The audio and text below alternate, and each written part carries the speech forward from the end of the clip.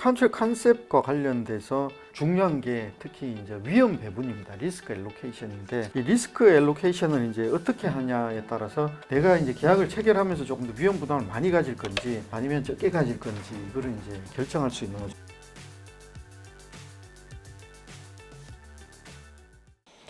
플랫 레프레젠테이션하고 퀄리파이드 레프레젠테이션이 있을 수 있는데 플랫이라는 거는 예를 들면 뭐 탱크가 반이 찼다. 찼음을 진술한다. 이렇게 이제 얘기를 하잖아요. 그럼 반이 안 찼으면 100mm 중에 50mm가 아니고 49mm가 되면 플랫한 레프레젠테이션은 미스 레프레젠테이션이 될 수가 있잖아요. 근데 대략 뭐 approximately 반 찼다 이러면 뭐 48, 9 이래 돼도 그건 따져봐야죠. 그죠? 딱 50이 안 돼도 된다는 얘기잖아요. 그거는 이제 qualified representation이다. qualified라는 게 단순 진술이 아니고 이제 제한적으로 진술한다 이런 얘기입니다. 그래서 어떤 수식을 받는 진술이 있다 이런 겁니다. 그래서 만약에 이제 매도인의 입장에서는 어떻습니까? qualified representation이 조금 더 낫겠죠. 플랫하면 책임질 가능성이 많기 때문에 이제 그렇게 이제 할 필요가 있다. 그래서 위험 배분의 방법에서 그 representation 에서 이제 특히 랩스 앤 워런티에서 유념하는 게 첫 번째는 이제 익스클루전 이제 제외하는 거죠. 그러니까 뭐 사업을 양도하면서 지금 사업과 관련돼서 발생한 소송이 뭐 A, B, C다. 그러면 이제 A, B, C를 제외하고는 이 사업과 관련돼서 그 발생할 염려가 있거나 발생한 소송이 없다. 이렇게 이제 진술할 수가 있잖아요. 보통 이제 별첨으로 돌리죠. 돌려서 이렇게 하는데 만약에 A, B, C 이런 걸 갖다가 예외로 안 하고 그냥 소송이 없다 이러면은 매도인 자체는 되게 이제 위험에 빠지잖아요. 진술 없다 그랬으니까. 그런데 될 수 있으면 그 예외로 뺄 수 있는 내용이 있으면은 파악을 해서 다 예외로 빼야 된다. 진술을 하더라도. 그렇게 해서 자기 위험을 좀 떨어뜨리고 상대방은 매수인은 위험이 더 높아가겠죠. 그죠? 반대로. 그 다음에 이제 knowledge qualifier. knowledge qualifier는 회사가 아는 한 또는 회사의 임원 대표가 아는 한 뭐 추가적으로 발생할 소송은 없다. 이렇게 하는 거죠. 그죠? 그러면 이제 인식에 관한 거를 갖다가 랩스 앤 워런티에 넣어놓으면 있었는지 인식이 있었는지 없었는지는 다툼이 있잖아요. 그다음 실제로 인식이 없었을 수도 있고 그러니까 그 저기 매도인 그 진술을 해주는 사람 입장에서는 리스크가 떨어지는 거지. 그 다음에 이제 머티리얼리티 퀄리파이어가 있어. 머티리얼리티라는 것은 중대성에 관한 수식 어구를 쓰는 겁니다. 그래서 뭐 이 사업 관련해서 중대한 소송은 없다. 사업에 영향을 미칠 수 있는 중대한 소송은 없다. 또는 이제 계약 체결 이후 그 브링 다운 클로즈에 따라서 이제 클로징 때도 이제 그 체결 이후에 계약 체결 이후에 이 사업에 관해서 중대한 영향을 미칠 변경은 없다. 뭐 이렇게 할 수가 있잖아요. 그러면 매도인의 입장에서는 중대하다 안 하다 이거에 관한 판단이 부여가 되면 그냥 사업에 변화가 없다 이러면 조금이라도 있으면 책임을 질 수가 있잖아요. 그죠? 중대한 변경이 없다고 함으로써 매도인의 책임이 떨어진다. 리스크를 완화시킬 수 있다. 뭐 이런 얘기입니다.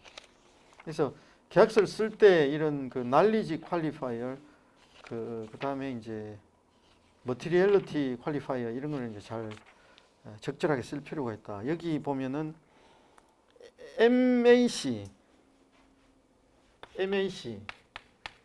MA 뭐 이거 들어보셨어요? MA Material Adverse Change, Material Adverse Effect 이런 표현을 되게 많이 써요. 그거는 여기 136페이지 한번 보시면은 뭐 사업이나 어떤 관련된 계약과 관련돼서 중대한 부정적 변경이나 영향을 끼치는 게 없다 이런 얘기입니다. 그래서 보통 이제 Material Adverse Change가 무슨 의미를 갖느냐 이렇게 해서 138페이지 보면 이제 정의 규정을 많이 두고 있거든요. 그래서 정의 규정은 머티리얼 버전 1을 보면 머티리얼 어드버스 체인지 해가지고 민즈 해가지고 뭐 어떤 사람 누구의 포지션에서 어드버스 체인지가 있었느냐 뭐 그런 거를 이제 얘기를 할 수 있죠. 그럼 당사자가 뭐 매도인의 측면이냐 매수인의 측면이냐 뭐 그 어느 측면에서 이제 그 어드버스 체인지가 있었느냐 뭐 이렇게 이제 구체적으로 표현할 수 있고 또 이제 그 더 필요하다면 이제 금액을 적을 수가 있죠. 버전 4처럼 예를 들면 뭐 500만 달러에 상응하는 뭐 파이낸셜 라이어빌리티 이런 게 있으면은 머티리얼 어드버스 체인지가 있다. 해서 이제 그거에 관한 정의 규정을 둘 필요가 있고 여기 example 1에 보면은 이제 셀러 해서 뭐 represent there have been no material change in financial condition of business since prior inspection of financial record. 그래서 이제 뭐 인스펙션 한 이후로는 뭐 머티리얼 체인지가 없다. 뭐 이렇게 하는 거죠. 그래서 어떤 특정한 시점으로부터 뭐 예를 들면 클로징까지 뭐 그 중대한 변경이 없다. 뭐 이런 거를 많이 씁니다. 그래서 그걸 이제 MAE, MAC 형태로 써서 만약에 이제 매도하는 사람이면은 그 중대한 변경에 관한 거를 이제 끌어들여서 자기 책임을 조금 더 이제 완화시킬 필요가 있죠. 그다음에 이제 패시브 보이스, 뭐 액티브 보이스 이런 게 있습니다. 이게 이제 이거는 뭐 예를 들면은 환경 관련돼서 이제 토지를 사는데 기존에 이제 환경 관련돼서 무슨 화학 약품을 생산하거나 뭐 이런 때문에 거기에 이제 예를 들면 셀러는 뭐 이 토지와 관련돼서 환경 뭐 어떤 수치 이상의 환경과 관련된 문제가 일어나지 않는다는 걸 진술한다. 뭐 이렇게 했으면 셀러만이 그 진술에 대한 책임을 질 수가 있잖아요. 근데 이제 그 토지는 일정한 부분에서 뭐 그 환경 문제가 일어나지 않는다. 이렇게 하면 토지를 만약에 주어를 하면 어떻게 됩니까? 내가 안 해도 돼요. 옆집에 있는 사람이 와가지고 환경 문제를 일으키고 그 토지 자체에 어떤 환경 문제가 일어나면 그 자체가 벌써 셀러의 책임이 되잖아요. 그죠? 그래서 이런 조금 액티브 보이스로 할 때보다 패시브 보이스로 쓰면은 그 토지를 이제 이거 뭐 상대방의 입장이면 이게 더 나을겠죠. 그죠? 그래 아무튼 리스크가 조금 더 이제 배분이 될 수가 있다. 이런 얘기입니다. 그래서 이런 형태로 랩스 앤 워런티는 리스크를 배분하는 것을 생각을 해봐야 된다. 그래서 이거 예문을 이제 간단하게 보고 이제 넘어가겠습니다. 그 익스클루전은 보면은 그 126페이지에 보면은 버전 2에 보면 except as stated in schedule 3.2로 seller is not a party to 뭐 pending 그죠? 그러니까 이렇게 해가지고 뭐 소송의 당사자가 되지 않는다. 이거를 제외하고 그리고 이제 스케줄에 그런 걸 빼는 거죠. 그렇게 해서 자기 이제 리스크를 셀러의 리스크를 이제 조금 완화시킬 수 있고 날리지 퀄리파이어 같은 경우에는 여기 128페이지 보면은 이제 distributor represented to the best of its knowledge. 그러니까 자기가 아는 한은 최대한 아는 한은 이렇게 뭐 이렇게 있다 해서 knowledge는 뭐 어떤 걸 의미한다 이렇게 하고 있습니다. 그다음에 여기 보면 example 2를 보면 이 knowledge qualifier를 써서 진술자의 매도인의 위험이 버전 1에서는 가장 높고 그 다음에 아래로 갈수록 위험이 줄어들어서 버전 5에는 매수인의 위험이 가장 높은 형식으로 규정이 될 수가 있는 겁니다. 그래서 이거를 뭐 어떤 식으로 하면 우리가 매도인의 입장인지 매수인의 입장인지에 따라서 다를 수 있습니다. 예문 요 하나만 보겠습니다. 여기 이제 리티게이션 관련해서 no litigation is pending threatened against the seller 이러면은 조금이라도 있으면 다 책임지죠, 그죠, 셀러가. 근데 이걸 쭉쭉쭉 그 리스크를 떨어뜨려서 버전 5에 보면은 이제 스케줄 1에 있는 걸 제외하고 그 다음에 자기는 모른다. 그렇게 모르고 그거를 알 수 있는 합리적인 뭐 그라운드 뭐 사유도 없다. 뭐 이런 식으로 이제 적으면 뭐 비록 소송이 있었다 하더라도 그거에 관한 책임이 굉장히 떨어지겠죠, 그죠? 말리지 퀄리파이어에서. 그 다음에 이제 Materiality Qualifier는 여기 보면은 뭐 133페이지에 버전 2에 보면은 The borrower is not a default under any material agreement. 모든 어그리먼트가 아니고 material agreement잖아요, 그죠?